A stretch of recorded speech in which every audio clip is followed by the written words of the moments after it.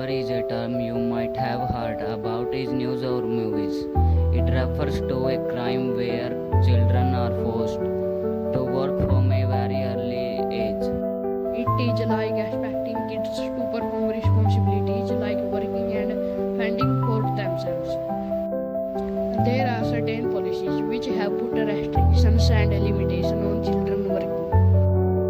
The average age for a child to be appropriate to work is considered 15 years old and more.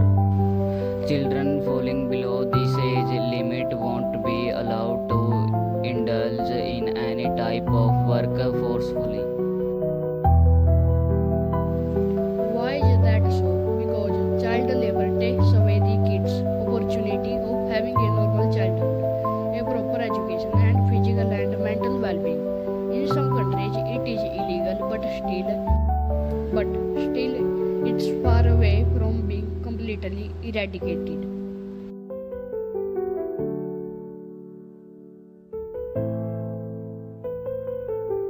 Child labor happens due to a number of reasons. While some of the reasons may be common in some countries, there are some reasons which are specific in particular areas and regions. When we look at what is causing child labor, we will be able to fight it better. Firstly, it happens in countries that have a lot of poverty and unemployment. When the families won't have enough earning, they put the children of the family to work so they can have enough money to survive. Similarly, if the adults of the family are unemployed, the younger ones have to work in their place.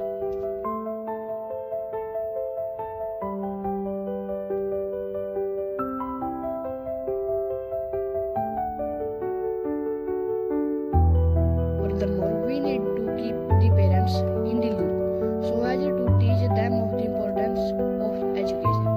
If we make education free and the people aware, we will be able to educate more and more children who won't have to do child labor. Moreover, making people aware of the harmful consequences of child labor is a must. If we wish to eradicate child labor, we need to formulate some very effective solutions which will save our children. It will also enhance the future of our country. Dealing with these social issues, to begin with, one can create a number of unions that solely work to prevent child labor. It should help the children indulging in this work and punishing those who make them do it.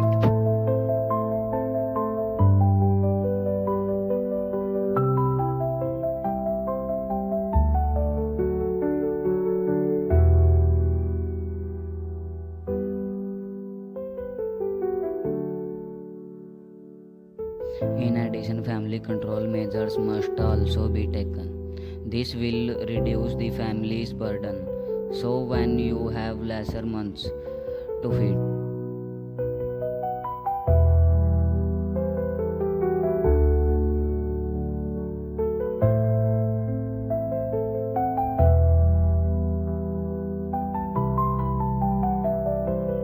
the parents will be enough to work for them instead of the children. In fact, every families must be promised a minimum income by the government to survive.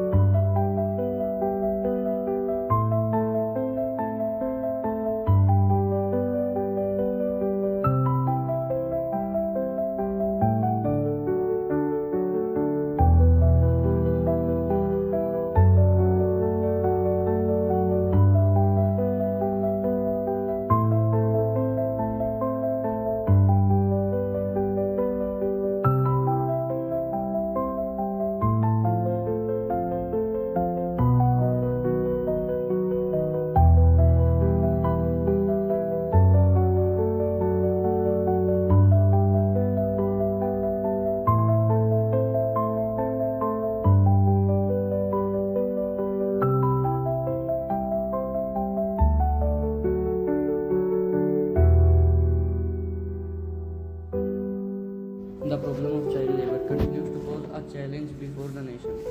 Government has been taking various proactive measures to tackle this problem.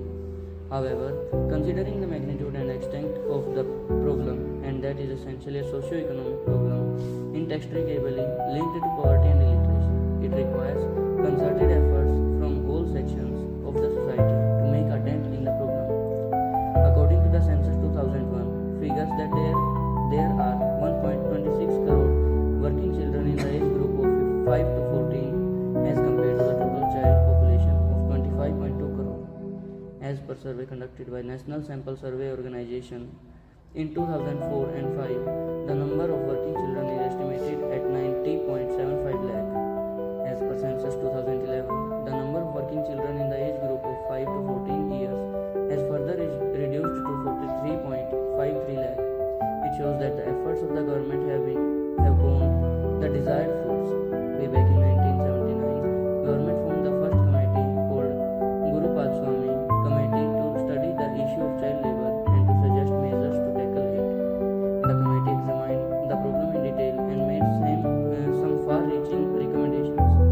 It observed that as long as poverty continued, it would be difficult to totally eliminate child labor, and hence any attempt to abolish it through legal recourse would not be practical proposition.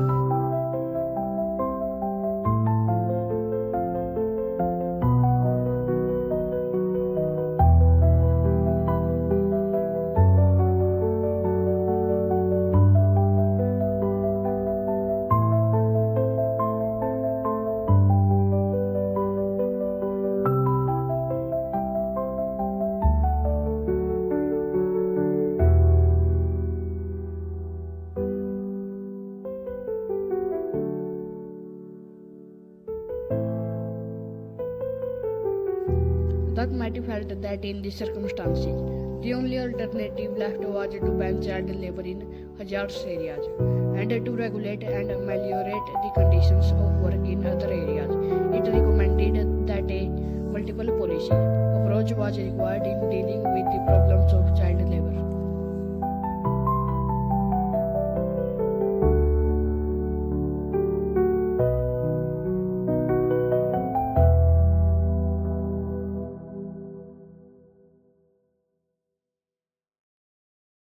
Based on the recommendation of Guru Swami Committee, the Child Labor Act was enacted in 1986.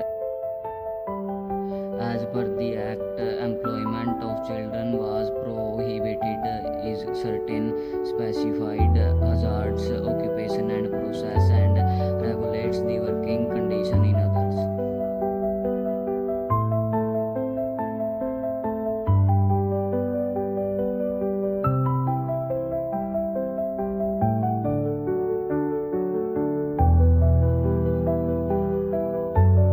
In consonance with the above approach, a national policy on child labor, formulated in 1987, seeks to adopt a gradual and sequential approach with a focus on the rehabilitation of children and adolescents.